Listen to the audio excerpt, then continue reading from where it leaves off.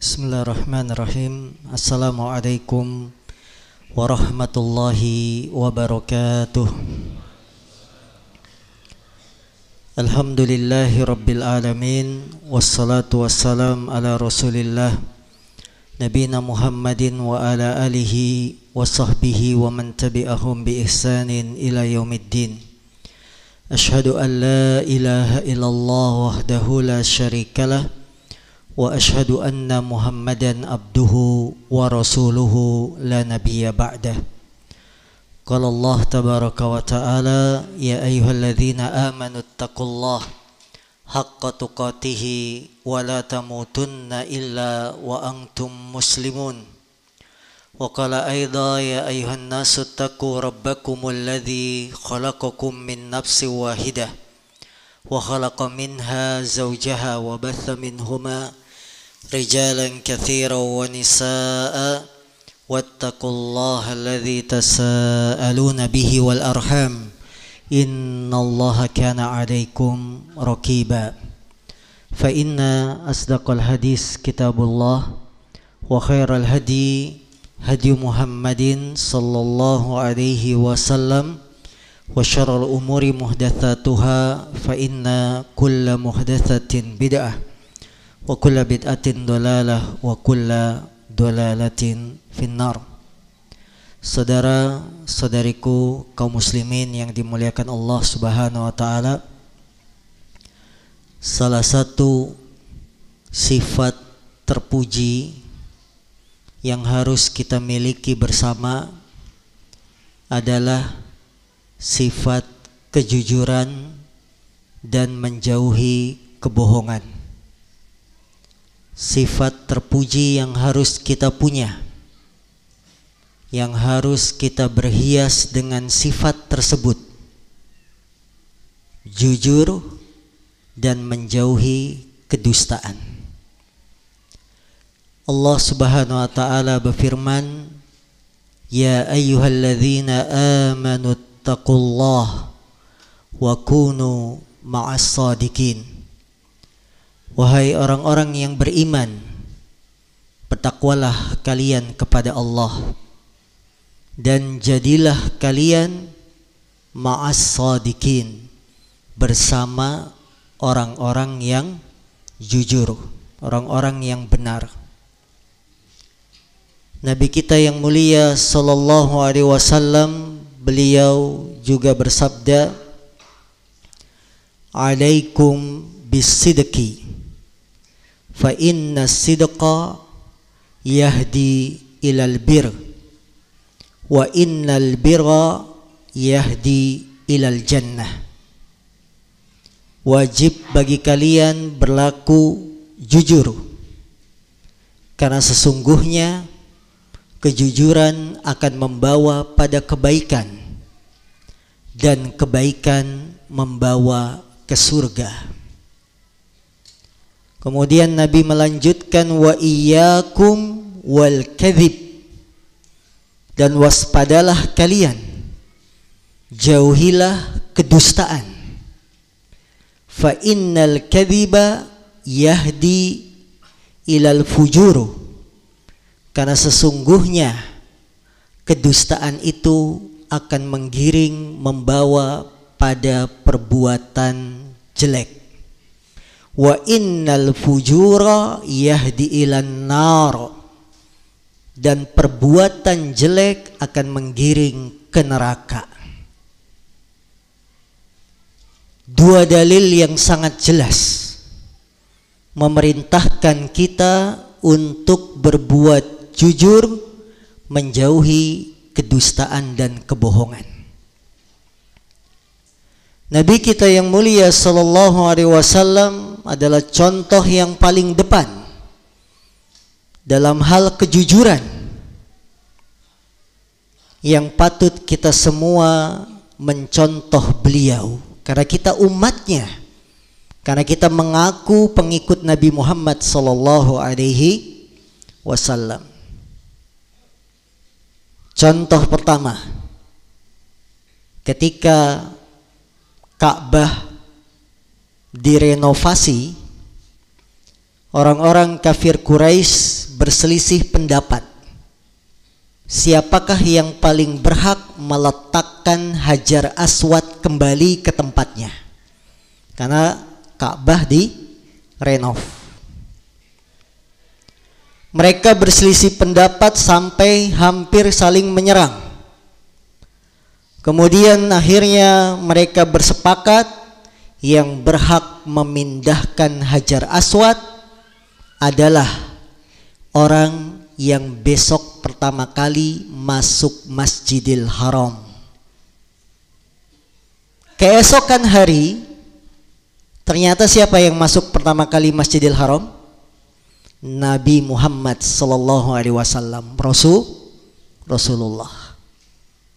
Mereka orang-orang kafir Quraisy mengatakan, Ja'al Amin, telah datang orang yang terpercaya. Al-Amin, pengakuan kafir Quraisy sebelum Nabi Muhammad diutus bahwa Nabi Muhammad punya sifat Al-Amin, yang terpercaya, tidak pernah dusta, tidak pernah bohong. Contoh kedua, bagaimana kejujuran Rasulullah SAW diakui oleh para sahabat. Ketika Nabi SAW akan menaklukkan kota Mekah, tahun keberapa menaklukkan kota Mekah? Tahun ke-8 Hijriah. Tahun ke-8 Hijriah. Nabi mengabarkan para sahabat, kita akan menaklukkan kota Mekah karena kondisi kaum muslimin sudah kuat di Madinah, sudah kuat. Jangan bilang-bilang ke orang-orang Mekah. Ada seorang sahabat yang bernama Hatib bin Balta'ah. Hatib bin Balta'ah membocorkan rahasia ini. Dia tulis surat, dititipkan ke seorang wanita untuk memberi kabar orang-orang Mekah, Nabi akan menaklukkan, menyerang kota Mekah. Allah turunkan wahyu kepada Rasul Muhammad, rahasiamu dibocorkan oleh Hatib bin Balta'ah. Rahasiamu dibocorkan oleh siapa? Hatib bin Balta'ah. Dan Hatib bin Balta'ah menulis surat itu, bocoran rahasia Nabi akan menyerang Mekah, dititipkan ke seorang wanita yang sudah berjalan sampai tempat ini dan ini. Yang ngabarin siapa? Allah. Maka Rasulullah mengutus Ali bin Abi Thalib bersama Zubair bin Awam. Ali berangkat ke tempat itu, kejar, cari wanita tersebut yang membawa surat sebelum sampai kota Mekah. Kejar, karena ini rahasia kita. Bagaimana seorang sahabat bisa membocorkan rahasia Nabi Muhammad SAW? Berangkatlah Ali bin Abi Thalib mengejar. Sebagaimana yang diinformasikan oleh Nabi, tempatnya di sini, wanita itu sudah sampai situ. Kejar. Ya, naik kuda, dikejar. Dapatlah. Betul, ada seorang wanita. Ali bin Abi Thalib langsung menginterogasi wanita tersebut. Keluarkan surat yang kamu bawa. Keluarkan. Enggak ada. Saya enggak bawa surat apa-apa. Wah. Biasa kan, utusan itu kan bohong ya, kalau sudah dipercaya jangan dibocorin. Enggak ada. Ali tidak begitu percaya saja, langsung diperiksa. Ontaknya diperiksa, barang bawaan diperiksa, dan tidak mendapati surat yang dibilang oleh Rasul wanita itu bawa surat. Apa yang Ali bin Abi Thalib katakan? Ma kadzaba Rasulullah sallallahu alaihi wasallam. Rasulullah tidak mungkin bohong. Rasulullah tidak mungkin dusta. Pasti ada ini. Kita cari nggak ada, pasti ada. Akhirnya Ali bin Abi Thalib tambah keras lagi ngancemnya. Keluarkan suratnya atau kamu saya telanjangi. Boleh nggak ngancem gitu? Hah? Mau melakukan? Hah? Pernah? Pak Ujang? Tidak mungkin Rasulullah bohong. Ali bin Abi Thalib terngiang-ngiang. Gak mungkin Rasulullah bohong. Pasti ada ini surat. Keluarkan atau kami telanjangi kamu. Akhirnya takut juga kan, wanita normal.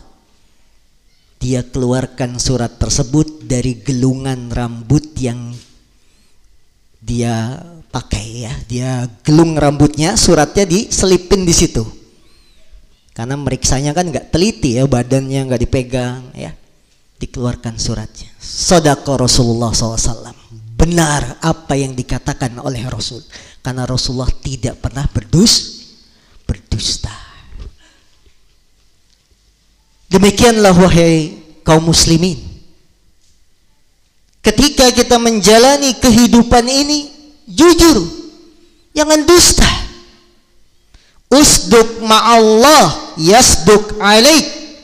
Jujurlah kepada Allah, Allah pun akan jujur kepada kamu, kepada kita. Yang sangat disayangkan, kita sangat jauh dari sifat ini. Bohong kepada istri, betul? Sering ya. Bilangnya belum nikah padahal sudah nikah lagi. Bohong. Kita bohong kepada teman-teman, kepada rekan-rekan bisnis. Tidak ada jujur. Tidak jujur kepada Allah, maka bagaimana mungkin Allah jujur kepada kita? Dalam berbisnis jual beli, dusta menjadi sesuatu yang dianggap biasa. Menyembunyikan cacat, menyembunyikan aib, dusta, bohong. Yang melakukan bisnis sewa-sewa mobil, ya, yang meminjam, dusta itu sebagai sesuatu yang lumrah. Padahal Nabi kita Ja'al Amin, telah datang seorang yang amat terpercaya. Tidak mungkin Rasulullah berdusta, Ali bin Abi Thalib. Tapi kita masih menganggap enteng sifat bohong ini, sifat dusta. Jualan visa haji, bilangnya haji furoda, padahal yang dijual visa kunjungan turis. Bohong demi duit. Tidak ada bagian dunia sedikit pun. Yang dipikirkan hanya apa? Untungan. Bohong dan dusta sudah menjadi lumrah, padahal itu bukan sifat Rasulullah Sallallahu Alaihi Wasallam. Tidak boleh. Ini harus kita sadarkan. Kalau kita mengaku pengikut Nabi, jujur.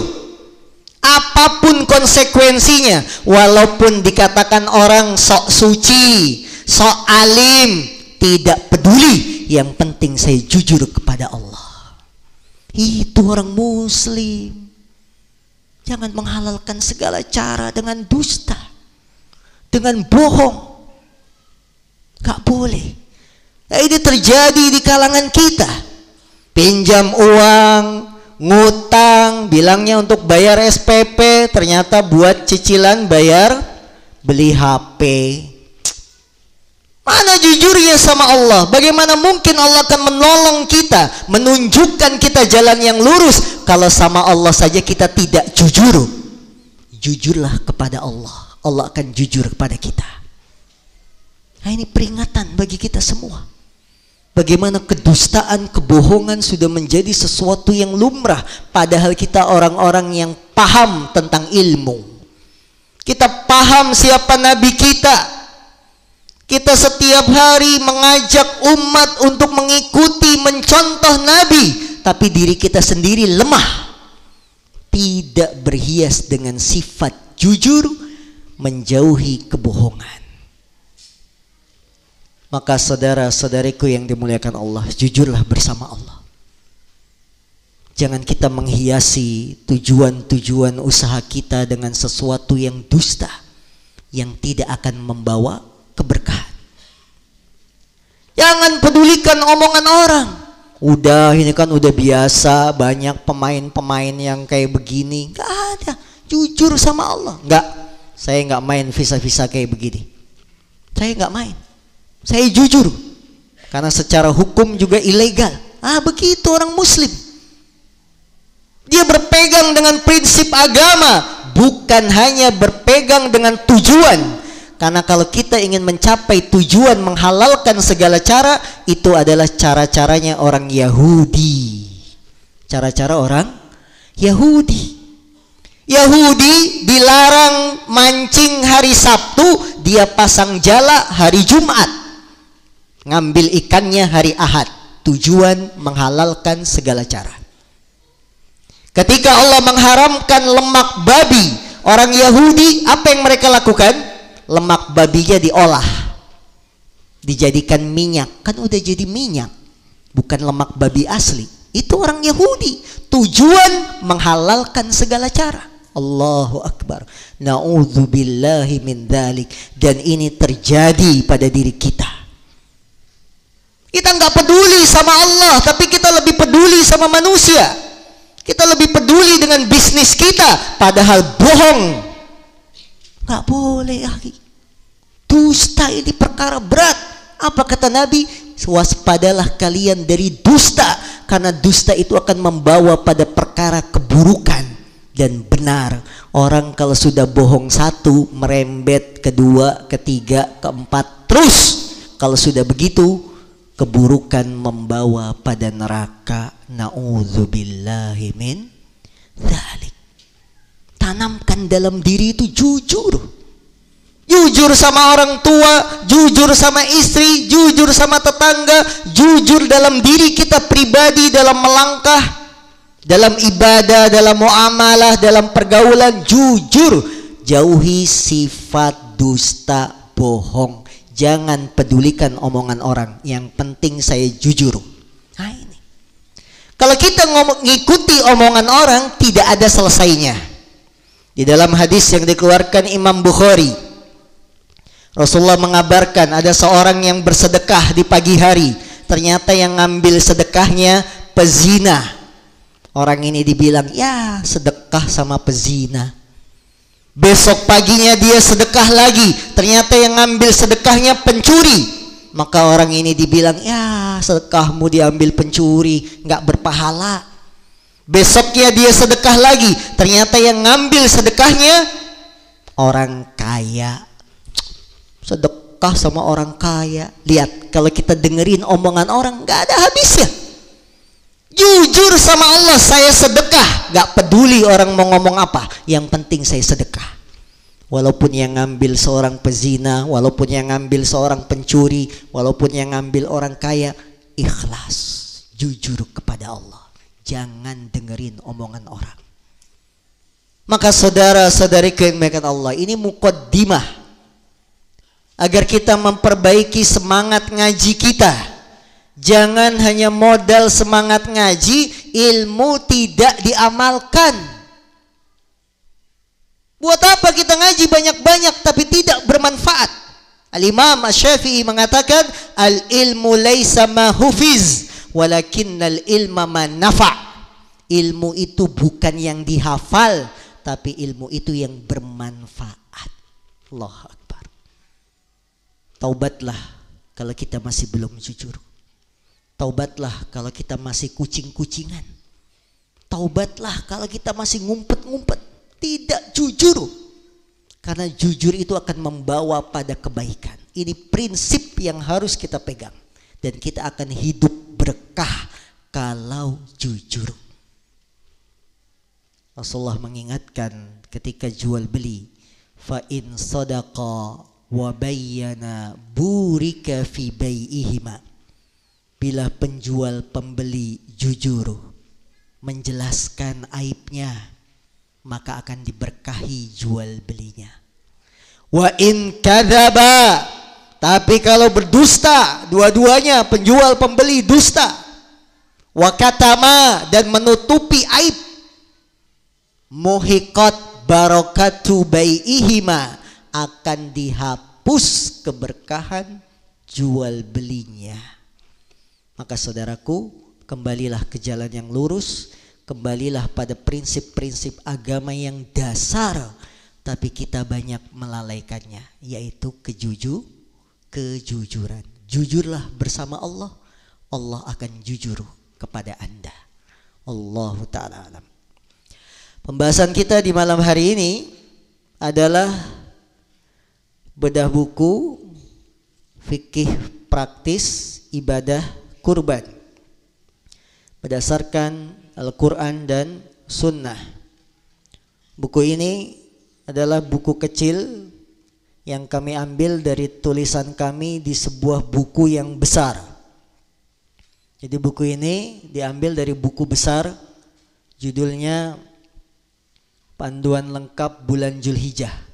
Lebih besar dari ini. Ya, bukunya besar dan itu lengkap isinya tentang Zulhijjah.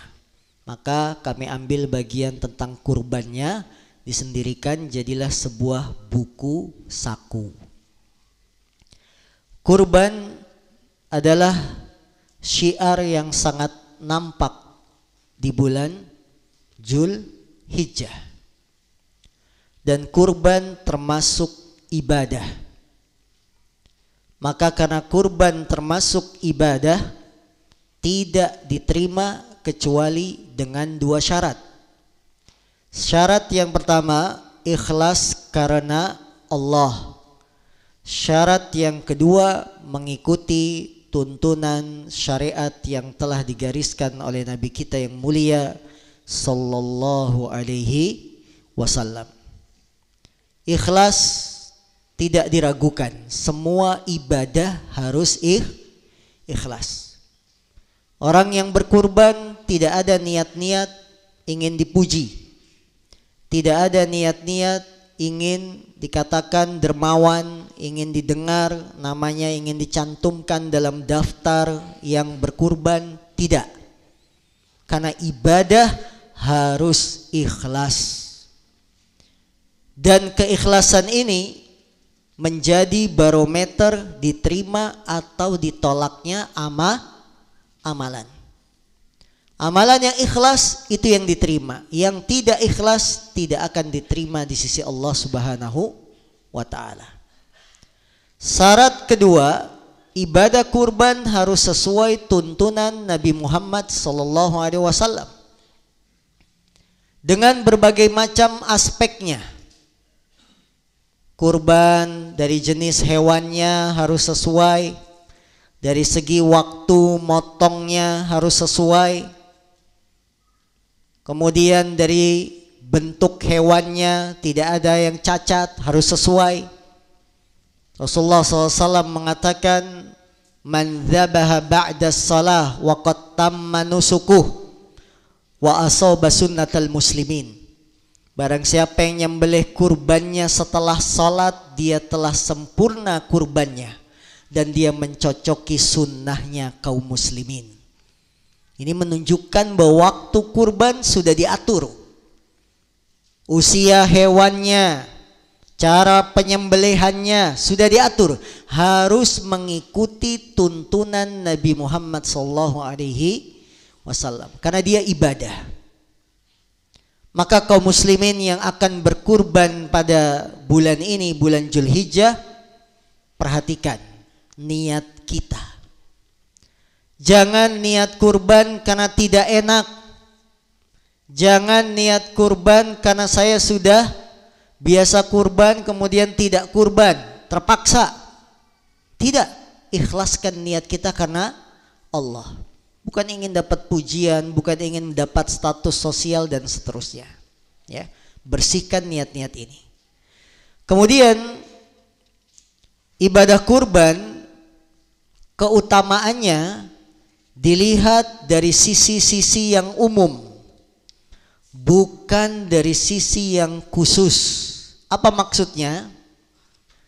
Di bulan-bulan ini banyak para dai, para khotib yang memotivasi manusia untuk kurban, tapi dengan menghiasi hadis-hadis palsu. Jadi mereka berbicara keutamaan kurban, tapi terjatuh dalam dosa besar. Apa? Berbohong kepada Nabi Muhammad SAW. Contohnya seperti hadis, kurban itu pahalanya dihitung dari satu helai rambut binatang kurban yang kita kurbankan.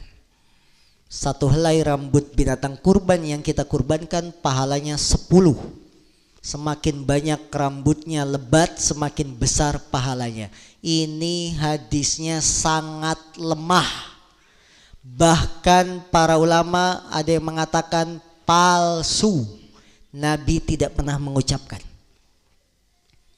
Ada lagi yang membuat hadis palsu. Kurban kita akan menjadi tunggangan saat melewati jembatan hari kiamat. Tidak ada, Nabi tidak pernah mengucapkan ini. Datangkan hadisnya kalau ada. Enggak ada. Tidak ada kepala, tidak ada ekor. Alias tidak ada sanad riwayat para periwayat hadis.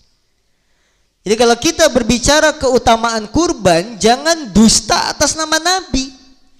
Karena dusta atas nama Nabi dosa besar. Rasulullah sallallahu alaihi wasallam bersabda, "Man kadzaba alayya muta'ammida falyatabawwa maq'adahu minan nar." Barang siapa yang berdusta atas namaku, hendaklah dia ambil tempat duduknya di neraka. Lantas apa keutamaan kurban? Dari sisi yang lain. Satu, melaksanakan perintah Allah. Saudaraku, kita hanyalah hamba. Tugasnya hamba patuh taat. Itulah hamba. Allah memerintahkan kurban, kemudian kita berkurban. Ini hamba yang terbaik. Karena Allah berfirman, "Fasholli li rabbika wanhar." Salatlah kamu karena Rabbmu, wanhar, dan menyembelihlah, berkurbanlah. Maka hamba tugasnya taat dan patuh. Tidak ada kebahagiaan seorang hamba kecuali ketika dia mampu taat terhadap perintah Allah. Sehingga dia menyembelih hawa nafsunya, bukan hanya mengedepankan kesenangan pribadi. Ya, termasuk pelajaran kurban, kita melaksanakan perintah Allah. Kita senang uang, kemudian kita sembelih hawa nafsu kita dengan berkurban. Beli hewan kurban, mengeluarkan uang. Ini sebaik-baik pendekatan kepada Allah.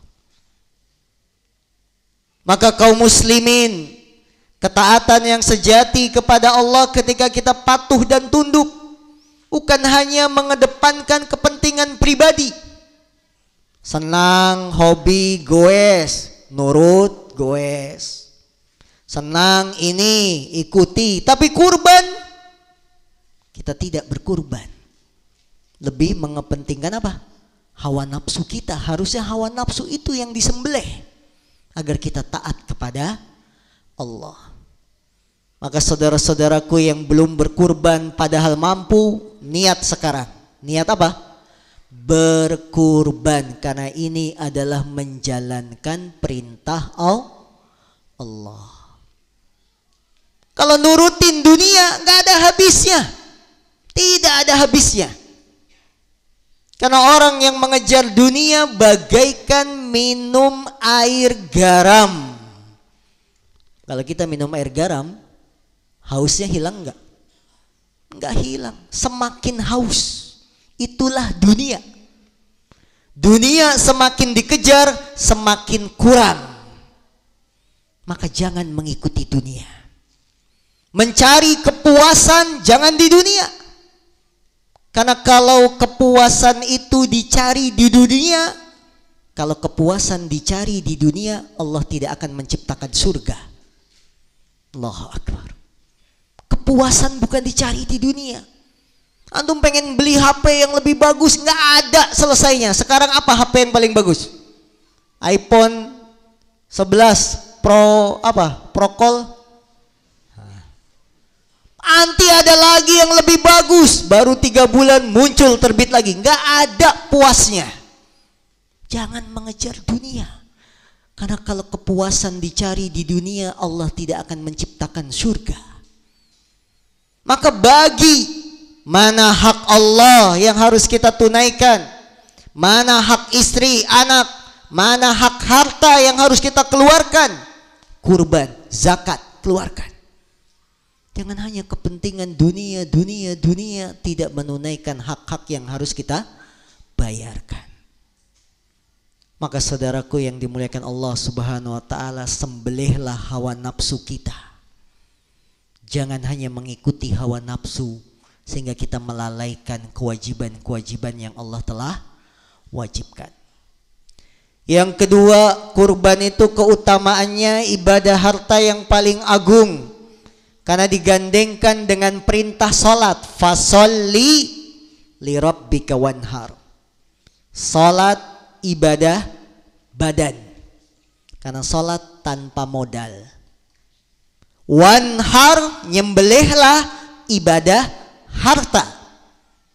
Tidak ada sesuatu yang digandengkan dengan salat kecuali sesuatu itu punya keutamaan. Ya. Maka saudara-saudariku, harta ini bisa menjadi fitnah kalau kita tidak mampu mengelola dengan baik. Fitnah harta yang Rasulullah SAW telah mengabarkan jauh-jauh hari. Inna likulli ummatin fitnatan wa inna fitnata ummati al-malu. Sesungguhnya setiap umat itu ada fitnahnya, ujiannya, cobaannya, dan fitnahnya umatku adalah harta.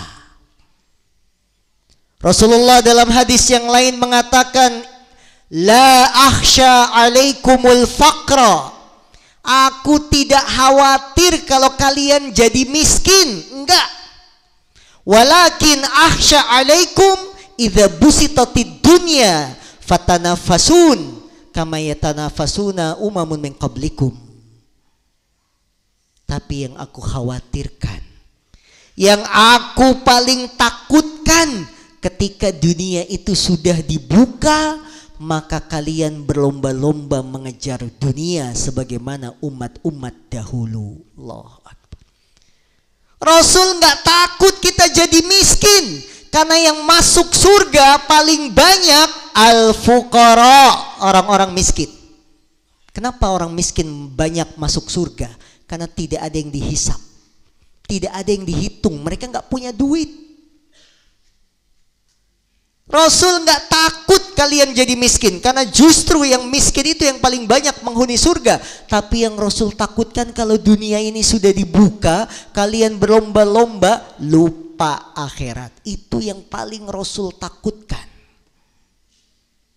Maka jangan sampai harta yang kita punya menjadi bumerang, senjata makan Tuhan, membuat diri kita lupa akhirat, membuat kita lupa tentang kewajiban. Ini tanggung jawab di hadapan Allah, akan ditanya satu persatu berhadapan. Min aina tasaba wa ila aina unfiq. Dari mana dia dapat harta itu, kemana disalurkan. Maka saudaraku, ketika kita berkurban mengeluarkan uang, rizki kita itu dapat dari mana? Dari Allah. Sebaik-baik yang kita keluarkan juga di jalan Allah. Ini yang harus kita pikirkan. Kita dapat rizki dari siapa? Dari Allah. Maka sebaik-baik yang kita keluarkan di jalan Allah. Kurban, berangkat haji, zakat, sedekah, ini sebaik-baik yang kita keluarkan. Bukan hanya kepentingan hobi, kesenangan dunia, habis begitu saja. Harus ada bagian akhirat yang kita keluarkan. Karena rizki ini datangnya dari Allah. Fitnah harta, ketika tidak mampu kita mengelola, akan menjadi bumerang, senjata makan Tuhan. Yang Allah akan minta tanggung jawabnya nanti. Maka orang-orang miskin itulah yang mereka yang masuk surga paling banyak. Kemudian yang ketiga, keutamaan kurban mendapatkan pahala yang besar karena dilakukan di bulan Dzulhijjah. Ma min ayyamin al-amalu salihu fihin ahabbu ilallah min hadhil ayyamil ashr. Tidak ada hari-hari yang beramal soleh di dalamnya lebih dicintai oleh Allah melainkan beramal soleh di 10 hari pertama bulan Dzulhijjah. 10 hari pertama bulan Dzulhijjah hari terbaik secara mutlak dalam setahun. Hari terbaik secara mutlak dalam setahun. Karena hari-hari ini berkumpul ibadah sangat banyak. Berkumpul ibadah sangat banyak. Ada sholat, ada puasa, ada takbir, ada kurban, ada haji, ada sedekah. Semuanya berkumpul di 10 hari pertama bulan Dzulhijjah ini. Maka pantas yang beramal di bulan Dzulhijjah lebih dicintai oleh Allah, di antaranya kurban, ya. Kemudian hukum berkurban. Kurban disyariatkan berdasarkan dalil dari Al-Quran, dari hadis Nabi SAW, kemudian kesepakatan para ulama. Ini hukum secara umum. Adapun hukum secara khusus, apakah kurban itu wajib? Para ulama berselisih pendapat. Ini hukum secara khusus. Kalau secara umum disyariatkan kurban. Secara khusus apakah wajib? Ulama menjadi terpolar, perselisihan mereka menjadi 2 pendapat. Ada yang mengatakan kurban hukumnya wajib. Ini diantara pendapat yang dipilih oleh Imam Al-Auza'i, Imam Laith, Imam Abu Hanifah, dan salah satu riwayat Imam Ahmad juga dikuatkan oleh Syekhul Islam Ibnu Taimiyah. Pendapat kedua, kurban hukumnya sunnah muakkad, sunnah yang ditekankan. Dan ini pendapat mayoritas jumhur ulama, mayoritas ulama kalangan mazhab Syafi'iyah, Malikiyah, Hanafiyah, ya. Apa? Sunnah yang dikuatkan. Terlepas dari perselisihan, maka yang mampu tidak pantas meninggalkan kurban. Rasulullah bersabda, "Man kana lahu sa'atun wa lam yudahhi fala yaqrabanna musallana." Barang siapa yang mempunyai keluasan rizki dan dia tidak berkurban, maka jangan mendekati tempat sholat kami. Jangan dekat-dekat tempat sholat kami. Jadi terlepas dari perselisihan ulama wajib atau sunnah, yang punya kemampuan wajib kurban.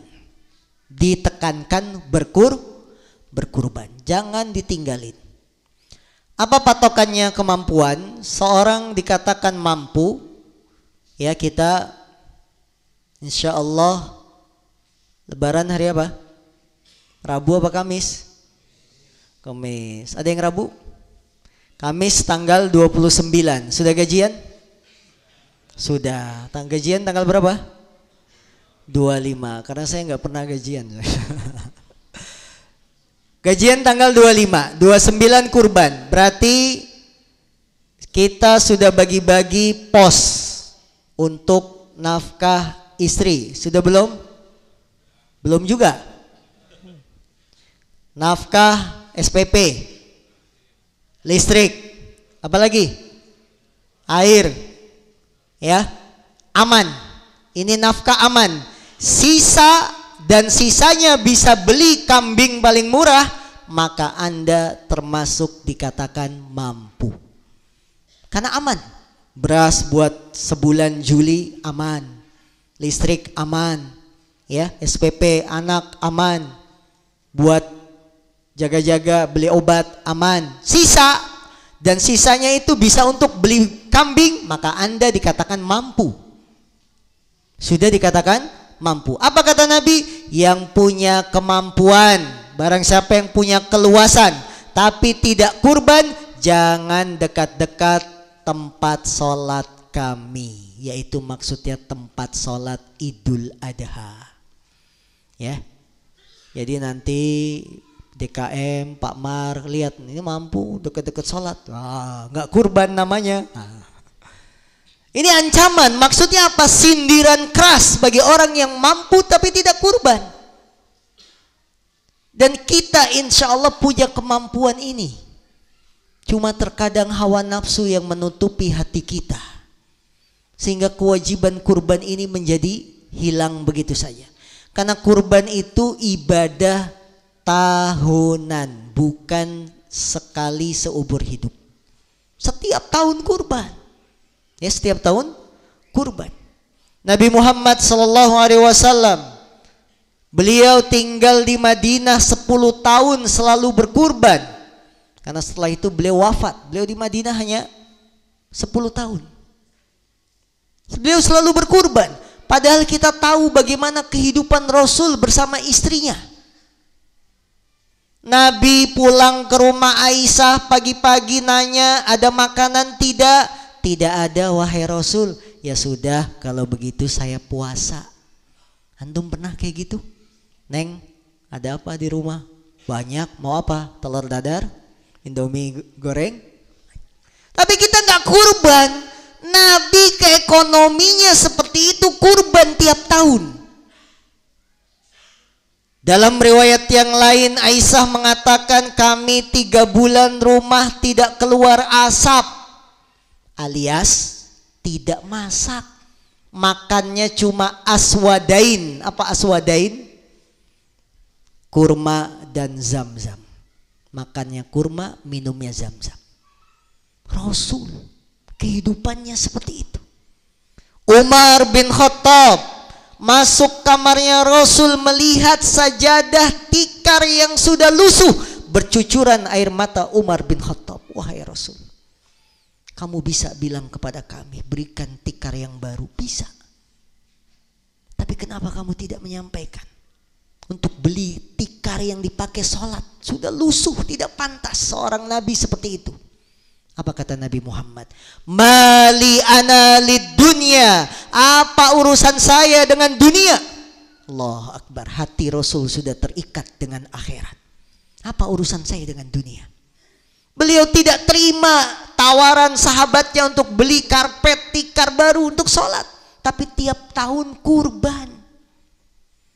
Karpet kita bagus-bagus, sajadah kita banyak, tapi kita jarang kurban.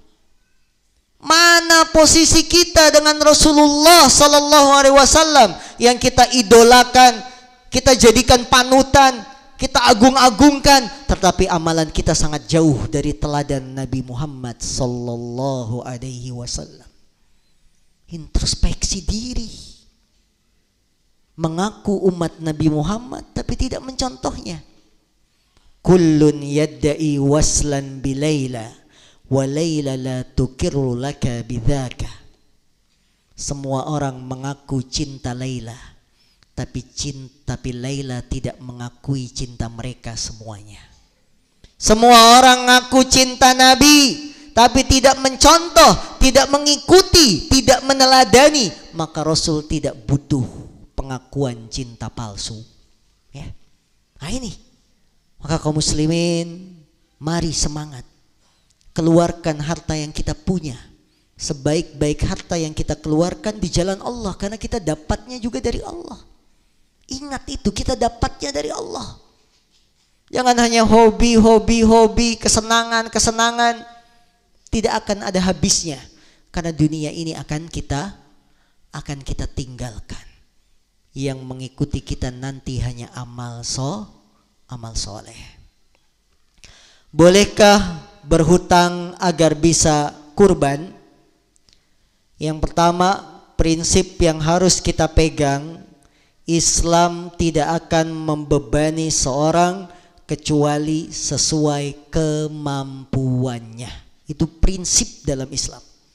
La yukallifullahu nafsan illa wus'aha. Allah tidak akan membebani seorang hamba melainkan sesuai dengan kesanggupannya. Maka berhutang agar bisa berkurban boleh tapi tidak wajib. Boleh tapi tidak wajib. Bolehnya juga kalau dia punya kemampuan untuk bayar. Kalau tidak ada kemampuan untuk bayar hutangnya, jangan berhutang agar bisa berkurban. Misalnya seorang akan dapat bonus bulan Juli, kita kurban nanti 29 Juni. Sekarang belum ada uang, Juli dapat uang bisa untuk kurban. Kita pinjam teman sementara karena jaga-jaga ada bonus bulan Juli untuk bisa mengganti. Boleh, tapi itu tidak wajib. Ini saudaraku prinsip yang harus kita pegang, bahwa kita beramal sesuai kemampuan. Sesuatu yang dipaksakan pasti akan ada dampak buruknya. Bolehkah kurban untuk orang yang sudah meninggal? Halaman 33.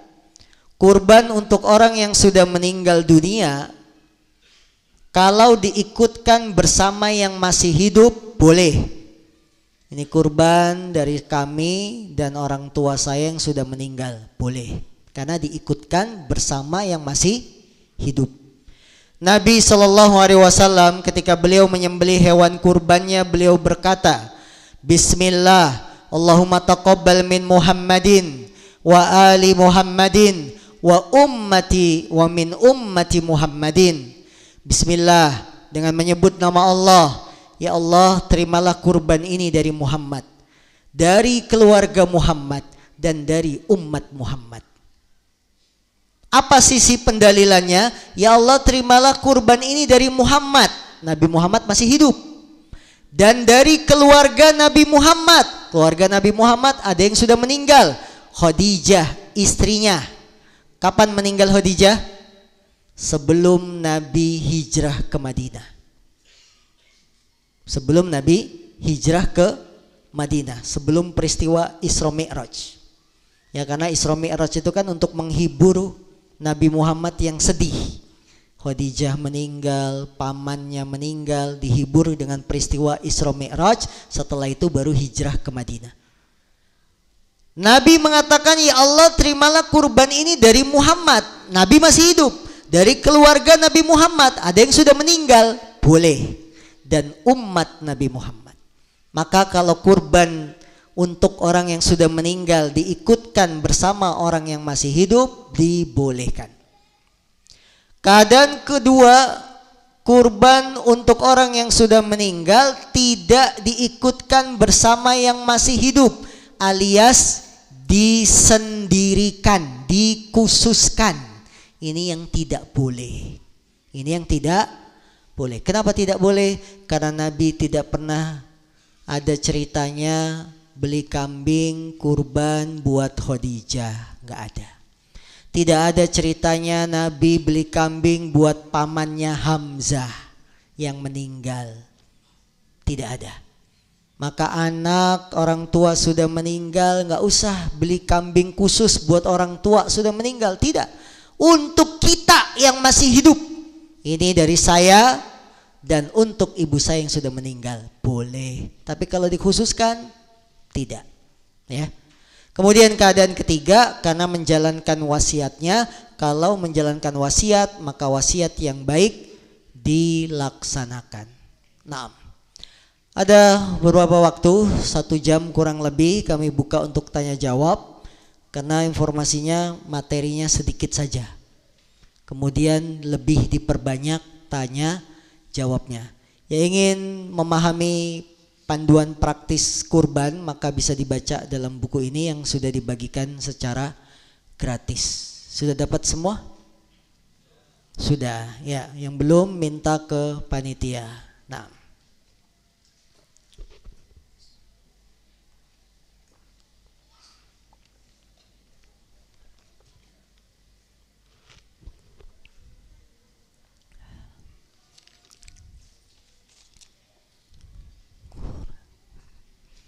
Bocor gelasnya.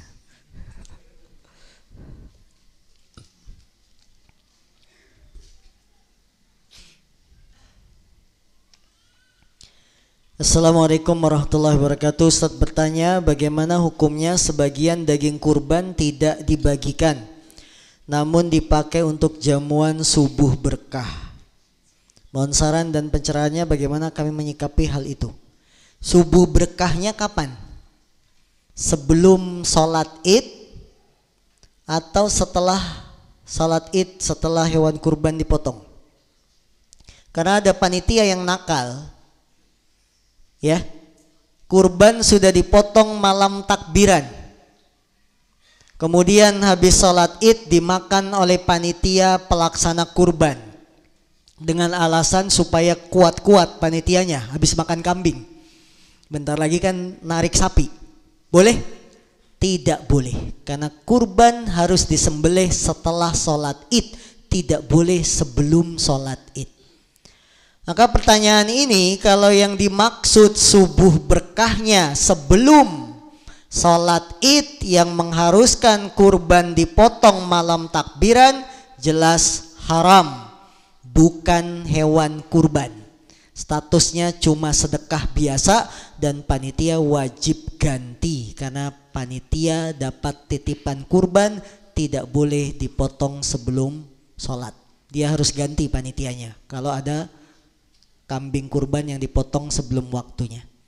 Tapi kalau yang dimaksud daging kurban untuk makan jamuan subuh berkah hari ke-11 Zulhijjah, 1 hari setelah lebaran, ya, sebagai bentuk terima kasih pada panitia, dibikin jamuan makan sarapan tanggal 11 Zulhijjah.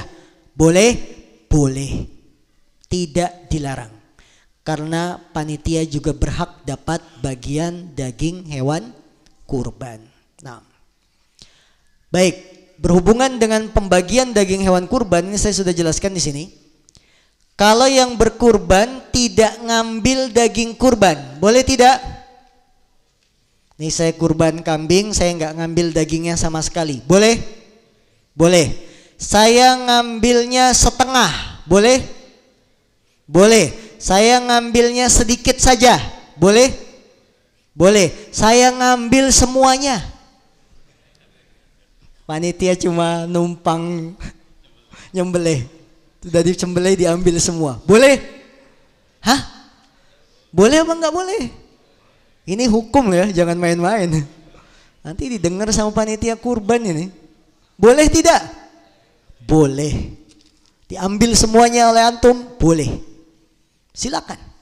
Tidak ada patokan. Jadi pembagian daging kurban itu sifatnya fleksibel. Adapun hadis sepertiga dimakan, sepertiga disimpan, sepertiga disedekahkan, ini bukan kewajiban, bukan satu perkara yang wajib, sebagaimana dijelaskan oleh para ulama. Karena Nabi pernah kurban tidak ngambil sama sekali. Kalau sepertiga wajib, berarti Nabi harus ngambil. Tapi Nabi nggak ngambil, boleh. Ngambil semuanya pun tidak ikut sepertiga, boleh. Lantas apa kurbannya? Ya sudah, kurbannya kan niat kurban. Nanti dibagi-bagi keluarga, bagi-bagi tetangga, ya boleh. Nah, nanti dibaca bukunya tentang pembagian daging hewan kurban. Apakah sah pada waktu sembelih hewan kurban dapat separuh pisaunya lepas dan diteruskan lagi sembelihnya? Apakah sembelihnya haram apa halal? Yang pertama, dalam menyembelih ada beberapa perkara yang harus diperhatikan. Satu, ketika nyembelih itu harus baca bismillah. Harus baca apa? Bismillah. Maka panitia kurban jangan ngapalin nama yang berkurban. Allah itu maha tahu. Antum tidak sebutin nama yang berkurban, Allah itu tahu.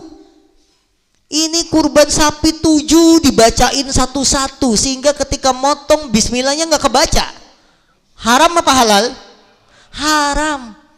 Bikin cara yang cantik, yang kurban tulis namanya di print. Ketika akan dipotong sapinya, didekatkan di lehernya, dipoto, sudah baca bismillah. Ini nyebutin nama ini nggak ada. Ya, jadi yang pertama apa? Bismillah. Kedua, memotong saluran nafas dan saluran makan. Tahu bedanya? Di leher ini, tenggorokan, ada saluran nafas, saluran makan. Ini harus keduanya terputus dan memotong terputusnya urat utama di leher hewan kurban.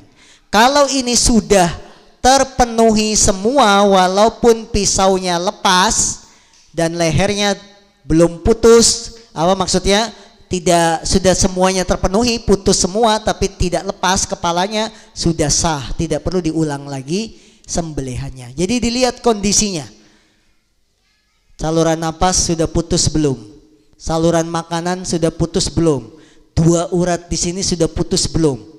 Kalau sudah semuanya, tidak usah diulang walaupun pisaunya lepas.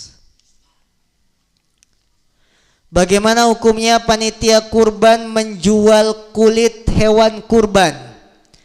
Panitia beranggapan bahwa si pengkurban ini menyerahkan kulit sepenuhnya ke panitia. Makanya panitia menjual kulit hewan kurban dan hasil uangnya untuk sosial. Akan tetapi si pengkurban sendiri itu menyerahkan atau menitipkan menyembelih hewan kurbannya untuk dibagikan seluruhnya. Dan si pengkurban ini tidak tahu bahwa ada bagian hewan kurbannya ada yang dijual. Bapak Ibu yang dimuliakan Allah, panitia kurban itu statusnya wakil dari yang berkurban. Wakil tidak bisa bertindak sendiri tanpa izin dari yang memberikan wakil. Baik, antum punya toko usaha, ada karyawan yang jaga toko. Karyawan boleh tidak bertindak sendiri atas nama pribadi, tidak rundingan dengan majikan yang punya toko. Anggaplah toko apa? Ya, toko HP. HP harga 2 juta dijual 1,5 juta. Yang penting laku, Pak. Modalnya aja 2 juta, dijualnya 1,5 juta. Boleh wakil kayak begitu? Nggak boleh, karena dia karyawan. Dia wakil betul menjualkan barang, tapi harus izin dari majikan. Ya, tidak bisa seenaknya bertindak apalagi merugikan pihak yang memberikan kepercayaan. Begitupun panitia kurban. Di antara larangan dalam berkurban, menjual daging atau kulit hewan kurban, ini tidak boleh. Kecuali kulit hewan kurban tersebut telah diberikan ke orang lain itu menjualnya, boleh. Tapi karena kita wakil, kita nggak boleh jual daging. Ya, misalkan ada sapi 30, dagingnya 15 sapi kita simpen, kemudian dijual. Tidak boleh. Karena kurban sudah diberikan untuk Allah, maka hak kepemilikan kita sudah hilang. Tidak seenaknya bisa dijual, termasuk kulit. Bagaimana caranya kulit hewan kurban? Tentukan siapa penerima kulit. Misalkan Yayasan Yatim Piatu, si ABCD berhak dapat kulit. Kemudian kita sampaikan, kami panitia telah menetapkan Anda ABCD dapat kulit. Ini kami panitia menjualkan ya, nanti hasilnya kami kasih kepada kalian. Boleh, kalau memang panitia ingin menjualkan. Tapi sudah ditentukan, bukan dijual hasilnya diambil. Tidak boleh, karena ini dilarang dalam kurban dan bisa dibaca dalam buku ini. Menyembelih dengan cara dibacok dengan dalih bahwa membacok itu punya unsur kecepatan, sehingga termasuk mempercepat kematian. Apakah cara seperti itu dibenarkan dan termasuk ihsan? Saudaraku yang dimuliakan Allah, dalam menyembelih bukan hanya satu faktor yang diperhatikan, cepat. Bukan. Kalau pengen cepat, tembak, jeger. Mati nggak? Mati. Dibom, cepat? Cepat. Boleh? Cepat nggak kalau dibom? Pasangin kalung bom, jeger, mati. Halal? Jadi bukan satu faktor cepat doang. Apa faktornya? Memutus saluran napas, memutus saluran makanan, memutus urat yang ada di leher ini. Nah ini bacok, kalau tidak terpenuhi 4 ini, maka tidak dikatakan sembelihannya halal. Orang bacok bisa dari berbagai arah, bisa dari atas, bisa putus saluran napas, saluran makanannya, tidak, maka tidak sah sembelihannya. Jadi harus diperhatikan cara menyembelih. Rasulullah SAW ketika akan menyembelih, beliau meletakkan kakinya di leher hewan kurban, kemudian baca Bismillah, Allahu Akbar. Dan cara seperti ini tidak mungkin dengan sistem bacok. Betul? Cara nginjek leher bisa pakai sistem bacok? Pok-pok, enggak. Itu nyembelih caranya. Bacok itu kan seperti orang takut, ya.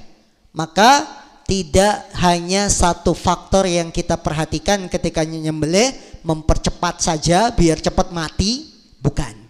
Karena kalau pikirannya mempercepat mati, banyak cara, tapi bukan itu yang diinginkan oleh syariat.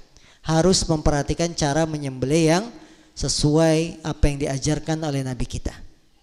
Hewan yang disembelih berdiri lagi dan kabur, bagaimana sebaiknya? Apakah dibiarkan sampai mati kehabisan darah, atau segera tangkap dan sembelih ulang, atau koreksi penyembelihannya? Hewan yang kabur faktornya banyak. Kalau sudah terputus aliran nafas, saluran makanan dan uratnya sudah terputus, tidak perlu diulang lagi sembelihannya. Karena sebagian hewan ada yang masih hidup walaupun sudah putus 4-4-nya, tidak perlu diulang sembelihannya. Darahnya habis, dia juga akan mati. Kecuali belum disembelih kabur. Kalau belum disembelih kabur, maka pakai cara apapun bisa kita gunakan. Perhatikan di halaman ketika hewannya kabur.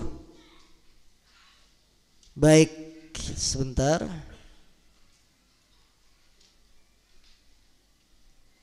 Halaman 91.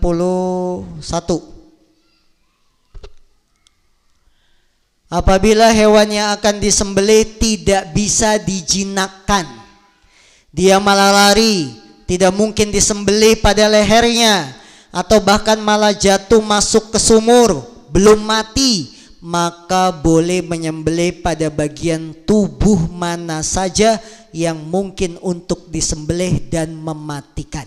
Lihat halaman 91. Dasarnya adalah hadis Rafi bin Hudaij. Dia berkata, kami pernah mendapat kambing dan onta, kemudian ontanya lari. Ada seorang dari kami yang melempar dengan anak panahnya hingga onta itu diam. Melihat hal itu, Nabi bersabda, inna lihadhil ibil awabida ka'awabidil wahshi, fa idza ghalabakum minha syai'un fasna'u bihi hakadha. Sesungguhnya onta ini mempunyai perangai binatang liar. Apabila dia mengalahkanmu, maka lakukanlah seperti ini. Artinya apa? Onta kabur, dipanah, mati, boleh, halal. Tapi saat melempar panah, baca bismillah. Onta sapi masuk ke sumur, gak mungkin dipotong lehernya. Bagian tubuh manapun yang bisa membuat dia mati, boleh. Berdasarkan hadis Rafi' bin Hudaij. Ibnu Abbas berkata, apa saja yang kamu tidak mampu untuk menyembelihnya dari binatang, maka hukumnya seperti buruan onta yang lari dan jatuh dalam sumur, dan engkau mampu menyembelih pada bagian mana saja, maka sembelihlah. Inilah pendapat Ali, Ibnu Umar, dan Aisyah, ya. Jadi boleh kalau kabur baru sebelum disembelih baru kita potong bagian mana saja yang bisa mematikan. Menyembelih. Bagaimana hukum hewan kurban sapi yang ketika disembelih sama dengan memotong pergelangan ujung kakinya oleh. Bagaimana hukum hewan kurban sapi yang ketika disembelih bersamaan dengan memotong pergelangan ujung kakinya oleh orang-orang yang membantu dengan alasan biar tidak bisa berdiri atau lari? Ini tidak boleh. Karena Rasulullah SAW bersabda, "Ma kuti'a min bahimatil an'am wa hiya hayyun fahiya maitah." Apapun yang dipotong dari binatang dan dia masih dalam keadaan hidup, maka status yang dipotong itu bangkai. Kita belum benar-benar mematikan sapi, kakinya sudah dipotong, itu bangkai, nggak halal dimakan karena statusnya masih hidup. Antum datang kambing, malam takbiran ada yang kangen sop buntut, dipotong itu buntutnya, masih hidup. Apa hukum buntut yang sudah dipotong sapinya masih hidup? Bangkai, haram dimakan. Betul? Berdasarkan hadis Nabi SAW. Ini juga sama. Sapinya belum disembelih, baru proses sambil motong kaki, bangkai, nggak boleh dimakan, dipegang juga najis, ya, karena bangkai. Mana yang lebih afdol, titip hewan kurban di tempat sendiri meskipun tidak sesuai sunnah, atau di tempat lain yang sesuai sunnah? Jawabannya pastikan sembelihannya benar. Itu di tempat manapun yang bisa kita pastikan sembelihannya benar, maka itulah hewan kurbannya. Kalau tidak yakin, kita potong sendiri. Bolehkah panitia mengambil bagian dari daging kurban? Misal satu orang dapat 2 bungkus, atau ada panitia ambil paha kambing untuk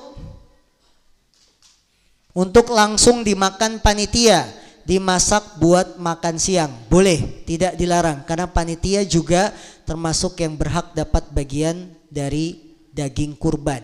Rasulullah mengatakan, wakulu waddakhiru watasaddaku wahdu. Makanlah, kulu, waddakhiru, simpanlah, watasaddaku, dan sedekahkanlah, wahdu, dan hadiahkanlah. Wakulu, makanlah, kita makan. Yang kurban makan, nggak ada larangan yang berkurban tidak boleh makan, boleh makan. Waddahiru, simpen, boleh simpen, boleh. Ya. Watasaddaku, sedekahkanlah bagi orang miskin, dibagi, dan hadiahkanlah bagi orang kaya. Jadi orang kaya juga boleh nerima hewan kurban, ya. Tapi kebangetan, dia harus kaya, itu harusnya kurban, bukan ngantri kupon, ya. Namun boleh nggak kalau orang kaya kita kasih? Boleh, tidak dilarang. Apa kebangetan? Lebih afdal mana, kurban di kampung yang masih kekurangan apa di sini yang kurbannya banyak? Yang afdol dalam kurban itu manfaatnya lebih kemana terasanya. Kalau dirasa manfaatnya di kampung lebih besar karena tidak ada yang kurban, maka Anda bisa di kampung atau daerah terpencil. Tapi kalau di kampung, ya, sudah banyak yang kurban, di sini banyak yang kurban, maka utamakan yang bisa merasakan manfaat dari keberadaan kita di tempat tinggal kita, sehingga kita bisa berbagi kebaikan kepada tetangga, kepada orang-orang, teman-teman, dan seterusnya. Apa hukumnya jika panitia kurban mendapat jatah lebih banyak dibanding yang lain? Boleh, tidak ada masalah, karena dalam pembagian hewan kurban tidak ada patokan harus 1 kilo, 2 kilo, ya, tidak ada. Boleh, panitia ngambil 5 kilo, silakan. Kalau nggak tahu malu. Panitia berapa kilo biasanya? Boleh. Maksud saya, kalau kita bicara hukum dengan etika itu harus dibedakan. Hukumnya boleh, tapi etika belum tentu dilaksanakan. Contoh, laki-laki sholat telanjang dada, apa hukumnya? Boleh. Sah sholatnya? Sah. Mau melakukan? Berani? Etika. Tapi kalau bicara hukum sah nggak? Sah. Jadi harap dibedakan antara hukum dengan etika, adab. Ya. Jangan mentang-mentang sholat nggak pakai baju laki-laki pun boleh, sah. Iya betul sah. Cuma secara adab bagaimana? Allah mengatakan, ya bani Adam, khudhu zinatakum inda kulli masjid. Wahai anak Adam, ambillah perhiasanmu, bajumu yang paling bagus ketika setiap berangkat ke masjid. Itu kan etika. Walaupun secara hukum sah. Ya. Salat memakai baju hasil curian, sah? Sah tidak? Sah.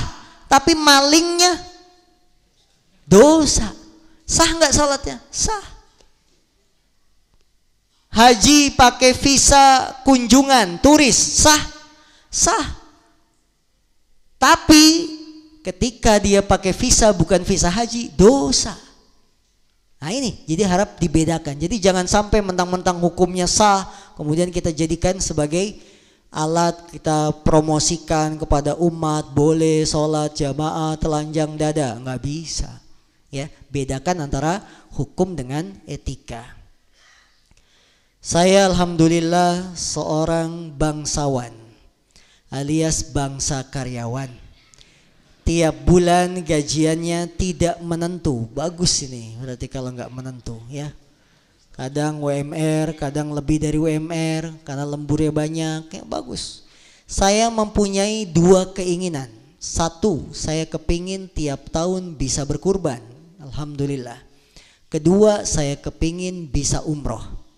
Akan tetapi tiap bulannya setelah dibagi-bagi gajiannya, alhamdulillah ada kelebihan sedikit. Alhamdulillah.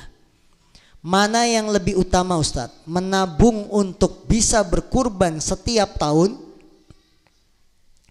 Apakah fokus menabung untuk bisa cepat umroh? Atau uang tabungannya dibagi dua agar bisa terlaksana semuanya? Baik. Ketika pemasukan terbatas, ya, pemasukan terbatas, kemudian ada lebih bisa kita nabung, maka yang diprioritaskan adalah yang lebih wajib. Kurban baik, umroh baik. Jika bertabrakan dua kebaikan sama-sama baik, maka didahulukan yang lebih besar kebaikannya. Contoh, menafkahi istri, apa hukumnya? Wajib. Menafkahi orang tua, apa hukumnya? Wajib. Mana yang didahulukan? Mana yang didahulukan? Orang tua apa istri? Orang tua. Berarti nggak sayang istri. Ibu-ibu jawabnya istri. Berarti nggak sayang orang tua. Mana yang lebih besar manfaatnya kalau kita ngasih nafkah? Ini uang terbatas, bukan uang banyak. Kalau uang banyak enak, istri dikasih nafkah, orang tua kasih nafkah, selesai. Tapi pembicaraan kita ketika bertabrakan dua kebaikan, maka yang lebih didahulukan yang paling besar manfaatnya. Lebih besar mana? Istri atau orang tua? Istri. Karena kalau istri dikasih nafkah adem. Adem istri itu kalau udah dapat nafkah. Ya, baru jalan dari kantor tanggal 25 sudah di WA, "Mas, hati-hati di jalannya." Kode, dia paham 25 itu bawa gaji. Maka senyumnya manis ya. Wajahnya ceria. Ini antara kurban dengan umroh, mana yang lebih besar manfaatnya? Kurban apa umroh? Tergantung kondisi. Ya, dilihat kondisi masing-masing. Kalau di satu daerah sudah rame kurbannya, kita kurban malah sia-sia, manfaatnya tidak, maka umroh bisa lebih besar manfaatnya untuk diri pribadi dan juga untuk keberkahan harta kita. Bisa. Jadi tinggal dilihat mana yang lebih besar manfaatnya, antara kurban ataukah umroh. Yang jelas tidak wajib. Yang jelas tidak wajib menabung supaya bisa umroh. Tidak wajib menabung supaya bisa kurban. Tidak wajib. Selama kita sudah tunaikan hak-hak yang wajib, maka tidak wajib kalau tidak mampu. Itu prinsip kita. Ya, tidak wajib kalau tidak mampu. Walaupun boleh menabung untuk umroh, boleh. Menabung untuk bisa kurban, boleh. Tapi tidak wajib. Jangan dipaksakan. Wanita dalam masa iddah cerai hidup. Wanita dalam masa iddah cerai hidup. Apakah diperbolehkan mengikuti sholat Idul Adha atau mengikuti majelis ilmu? Yang pertama kita jawab sholat Idul Adha. Rasulullah SAW memerintahkan para wanita yang haid, para wanita yang nifas untuk keluar, ikut sholat, bukan ikut sholat, ikut datang ke tempat sholat walaupun tidak sholat. Karena wanita haid, wanita nifas tidak sholat. Wanita yang sedang dipingit karena akan menikah, maka tetap keluar untuk menyaksikan sholat Idul Adha. Bagaimana dengan wanita yang sedang menjalani masa iddah karena suami menceraikannya? Wanita yang sedang menjalani masa iddah cerai hidup, bukan cerai mati, maka tidak ada larangan keluar rumah. Karena statusnya masih istri. Statusnya masih istri bagi suaminya. Selama dia dapat izin dari suaminya untuk keluar, boleh. Yang dilarang itu kalau cerai mati. Dia harus tinggal di rumah suaminya 4 bulan 10 hari. Berdasarkan firman Allah Subhanahu wa taala, walladzina yatawaffawna, dan orang-orang wanita-wanita yang ditinggal mati suaminya, yatarabbasna bi anfusihinna arba'ata ashhurin wa asra, hendaklah dia menunggu 4 bulan 10 hari. Ini yang dilarang cerai mati, bukan cerai hidup. Kalau cerai hidup suaminya bilang kamu saya ceraikan, padahal besok mau lebaran Idul Adha, boleh dia keluar. Boleh dia ke lapangan untuk sholat id, tidak dilarang. Yang dilarang itu cerai mati. Mengikuti majelis ilmu boleh, karena masih istri statusnya dan dia masih dalam masa iddah. Tidak ada larangan, tidak ada larangan. Allahu ta'ala a'lam. Apakah orang yang non muslim berhak menerima daging kurban? Kalau ada maslahat, apa maslahat? Kebaikan, tujuan, boleh. Maksudnya apa? Dengan memberi daging kurban, si non muslim ini tidak mengganggu orang Islam. Misalkan ada non muslim sering mengganggu orang Islam, sering mempersulit, ketika dikasih daging kurban 5 kilo dia diem, anteng, tenang, boleh. Berarti tercapai tujuan kita, maksudnya adalah untuk maslahat, untuk kebaikan kaum muslimin. Dan Rasulullah SAW pernah memberi 100 ekor kambing kepada seorang pemimpin kaum, pemimpin suku, dan dia belum muslim. Ketika sudah dihadiahkan 100 kambing, dia panggil seluruh suku warganya untuk masuk Islam. Kebaikan. Jadi kalau ada maksud tujuan kebaikan, boleh, tidak dilarang. Cukup? Ada lagi yang lain?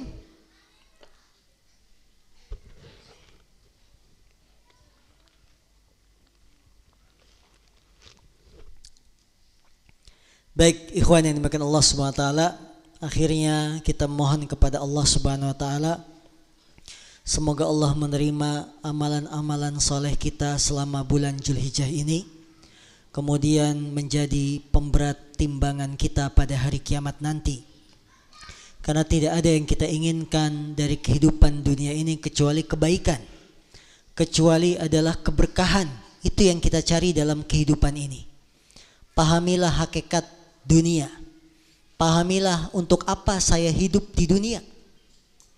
Kalau kita memahami hakikat dunia, tujuan hidup di dunia, maka hati-hati kita akan terikat dengan akhirat. Sahabat Ali bin Abi Thalib mengatakan, kunu abna'al akhirah wala takunu abna'ad dunya. Jadilah kalian anak-anak akhirat, jangan jadi anak-anak dunia. Karena memang akhirat itulah tempat yang abadi. Akhirat itulah tujuan akhir kita. Dunia hanya sementara. Karajulin istadhalla ala syajarah thumma rah wa tarakaha. Dunia itu ibarat seorang yang berteduh di bawah pohon. Kalau kita ngadem di bawah pohon, tahu ngadem? Kira-kira Pak Ujang kita bangun rumah gak di bawah pohon? Hah? Enggak. Semi permanen juga enggak. Triplek, asbes, enggak. Karena cuma ngadem di bawah pohon. Thumma roha, dia akan pergi. Watarokaha, dan dia tinggalkan pohon itu. Cuma ngadem. Maka itulah perumpamaan dunia ini. Bahwa kita tidak akan selamanya di dunia. Apa yang kita dapat dari bagian dunia cuma secuil dari kekuasaan kepunyaan Allah. Yang Rasulullah mengibaratkan dunia itu bagaikan jari telunjuk yang kita celupkan ke laut. Angkat itu jari, berapa tetes dari lautan? Setetes, 2 tetes. Maka yang kita dapat di dunia itu cuma setetes. Jangan sombong dari kepunyaan Allah yang maha luas. Begitupun kalau kita tidak dapat dari dunia cuma setetes, jangan sedih. Gak dapat bagian dunia, jangan sedih. Jangan menghalalkan segala cara.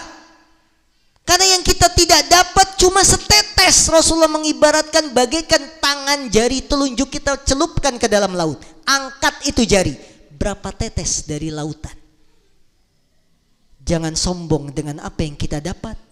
Jangan bersedih dengan apa yang tidak kita dapat dari bagian dunia ini.